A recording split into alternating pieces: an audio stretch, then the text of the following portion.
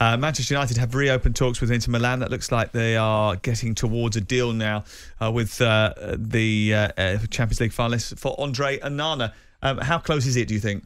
I think it's close. I think we've been saying that for a while now, but I think clearly Erik Ten Hag, when he decided that David De Gea was no longer number one, he always had Onana in mind. They've got a relationship back to their Ajax days, so I think it will go through. I think United want the deal done by the time they jet off for their USA tour, and it will see Dean Henderson, I think, being allowed to leave as well, maybe with a younger understudy to Onana coming in. And we know that Nottingham Forest very keen to sign Henderson permanently. How much is Onana going to cost, and do you think he's going to have a key impact on the way that Manchester United play? I think the final figure will be around about £47-48 million to include various performance-related add-ons, as is the modern way.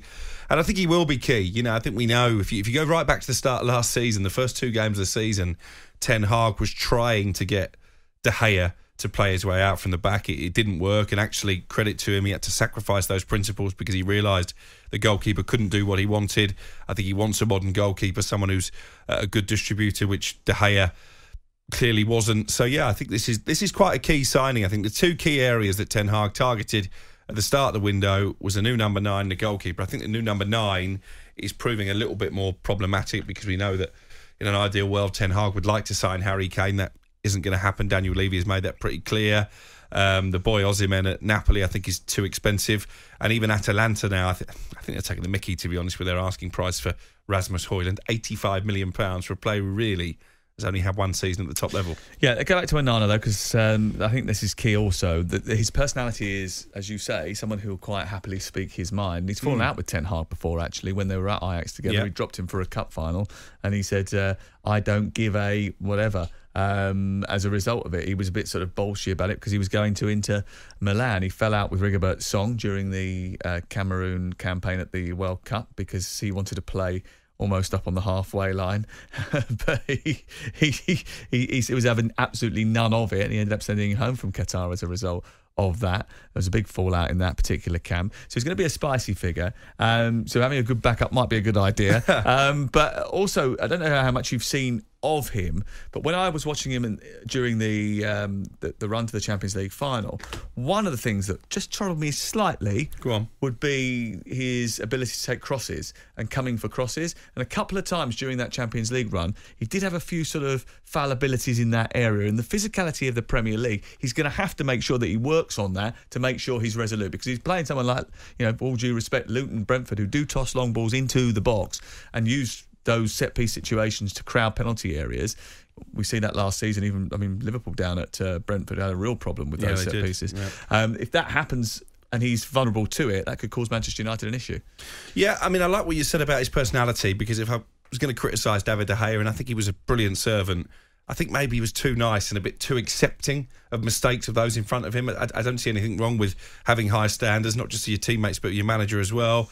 Clearly, the Premier League will be more physical than what he's used to, so maybe that's an area that he has to improve. I spoke to somebody, actually, who watches a lot of Italian football, and I asked them what his view was on Onana, and what I got back was that they liked how he's developed, wasn't necessarily a big fan when he came through at Ajax, but now believes he's the real deal. That's from someone within football that I really respect their opinion. Yeah, well, let's see. Let's hope that it does work out for him, because Manchester United, if they can play slightly differently from the back, which is what Ten Hag wants to do, it may help them a little bit in terms of their creating chances and getting some of those key players that sometimes were bypassed into the game more. Yeah.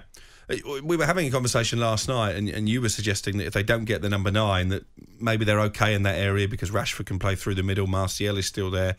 I think they need a number 9, don't they? I don't think I said Martial's still there. You talked about Martial because you're obsessed with him. But I said to you, I think Marcus Rashford could play down the middle in the event that they didn't get Højlund or someone like that over the line, because they do have players that can play in wide areas. I particularly like Alejandro Garnacho. Yeah, I think might be early for him, but I think next season is going to be key to his development. Yeah, I agree. I thought he should have started the FA Cup final. I thought United looked a lot better when he came on. I think he's got a sort of Ronaldo-style arrogance about him. I don't mind that.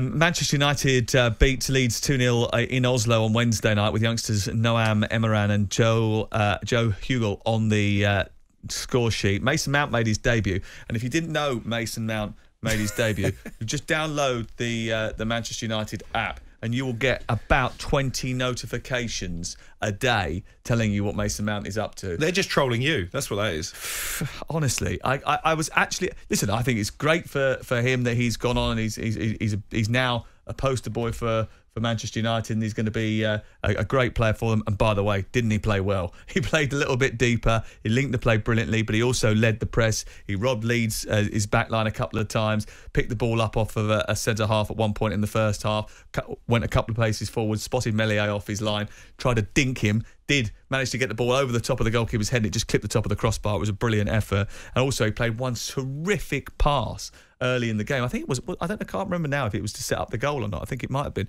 But it was a wonderful pass which cut the defence completely in two and set Manchester United on their way to an attack, and it was terrific. And I'm not sure that Andy Jacobs is too happy that you're waxing lyrical about Mason Mount in the Manchester United shirt, by the way. He's just walked past the studio. Shaking his head. Yeah. He's never happy. Again.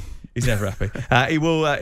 Ten Hag was pleased, though. He said he will bring dynamism into our game, and was one of our conclusions last season. He has vision to play the offensive, but also he wants to be multifunctional. He wants to be complete. When you're playing in midfield, you have to attack, but you also have to defend. We need to be more dynamic in midfield department. I'm sure he will contribute to the success of Manchester United because he is a quality player. But like I was saying to you beforehand, the amount of notifications that they send out about Mason Mount, I got a little bit obsessed with it. How do you get those, by the way? Because I've got about 6 or 7 of the club football apps. So I've got Manchester City one, I've got an Arsenal one, I've got a Liverpool one, I've got a Chelsea one, I've got a Tottenham one. I try and sign up to it because you get a lot of the news from them. And you are a bit of a closet red as well. No, I'm definitely not. But you wish I was. But I was screenshotting it and sending it to the producer saying, look, there's been 20 notifications and 7 of them are all Mason. Watch Mason's first game. Fans are raving about Mason's pass. I was like, calm down. They've obviously got some algorithm that says this guy is really popular on social media. Well, they've given him the number 7, haven't they? So they certainly have, that's for sure. Jim White and Simon Jordan. Monday to Friday mornings from 10 on AM, on DAB, via the talkSPORT app and on your smart speaker. talkSPORT.